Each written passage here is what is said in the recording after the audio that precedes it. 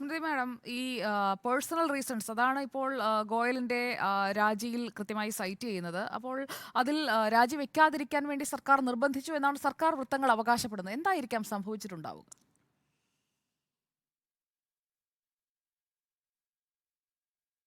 അറിയില്ല. പുറത്തേക്ക് വരുന്ന വിവരങ്ങൾ മുഖ്യ തെരഞ്ഞെടുപ്പ് കമ്മീഷണർ രാജീവ് കുമാറുമായുള്ള ഭിന്നതയാണ് എന്ന രൂപത്തിലുള്ള സൂചനകളൊക്കെ പുറത്തേക്ക് വരുന്നുണ്ട്. രണ്ടുപേരും കൂടി പശ്ചിമ ബംഗാളിലെ തെരഞ്ഞെടുപ്പ് ഒരുക്കങ്ങൾ പരിശോധിക്കാൻ പോയ ശേഷം ഒരുമിച്ച് വാർത്താ സമ്മേളനം നടത്തേണ്ടതായിരുന്നു. പക്ഷേ അരുൺ ഗോയൽ അതിൽ നിന്ന് വിട്ടുനിന്ന് പെട്ടെന്ന് ഡൽഹിക്ക് പോവുകയും രാജീവ് കുമാർ ഒരുമിച്ച് ഒറ്റയ്ക്ക് വാർത്താ സമ്മേളനം നടത്തിയെന്നുള്ള വിവരങ്ങളൊക്കെ ഉണ്ടല്ലോ.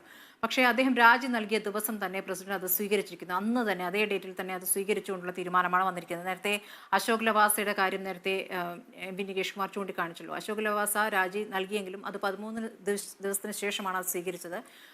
അതിനുശേഷമാണ് അത് ക്രമപ്പെടുത്തിയത്. അതേ ദിവസം തന്നെ രാജി സ്വീകരിച്ചിരിക്കുന്നു.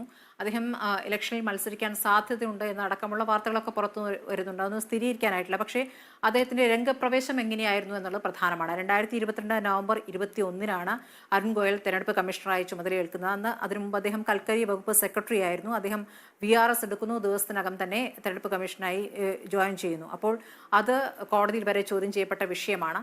ഇനി ഈ ഭരണഘടനാ സ്ഥാപനങ്ങളിൽ എങ്ങനെയൊക്കെ സർക്കാർ ഇടപെടുന്നു എന്നുള്ള പ്രധാനപ്പെട്ട വിഷയമുണ്ടല്ലോ. തെരഞ്ഞെടുപ്പ് കമ്മീഷനെ എങ്ങനെ നിയമിക്കണം എന്നതിൽ സുപ്രീം കോടതിയുടെ ഒരു നിർദ്ദേശം വന്നിരുന്നു. ചീഫ് ജസ്റ്റിസും പ്രധാനമന്ത്രിയും പ്രതിപക്ഷ നേതാവും അടങ്ങുന്ന സമിതിയായിരിക്കണമെന്ന് പറഞ്ഞു. അതിൽ നിന്നും ചീഫ് ജസ്റ്റിസിനെ ഒഴിവാക്കിക്കൊണ്ട് നിയമ ഭേദഗതി തന്നെ സർക്കാർ നടത്തുകയും അതിന് പകരം ഒരു ക്യാബിനറ്റ് റാങ്കുള്ള മന്ത്രിയെ കൂടി നിർദ്ദേശിക്കും. ആ രൂപത്തിൽ ഭൂരിപക്ഷം സർക്കാരിന് ഭൂരിപക്ഷ തീരുമാനം എന്നുള്ള സർക്കാരിൻ്റെ തീരുമാനമായി മാറ്റുന്ന രീതിയിൽ അത് മാറ്റിയെടുക്കുകയൊക്കെ ചെയ്തിട്ടുണ്ട്. അപ്പോൾ ആ രൂപത്തിൽ കേന്ദ്ര സർക്കാർ ഇടപെടുന്ന ഒരു പശ്ചാത്തലത്തിൽ കൂടിയാണ് ഇതിനെ കാണേണ്ടത് എന്നുള്ളത് ആശങ്കയുണ്ടാക്കുന്നത് തന്നെയാണ്.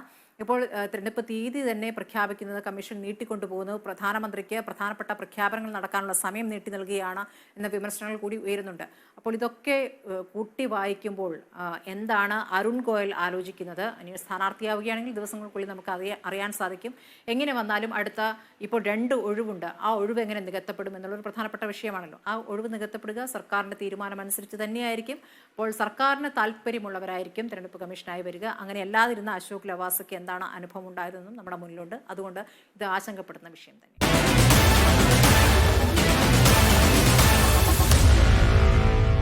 Meet the editors.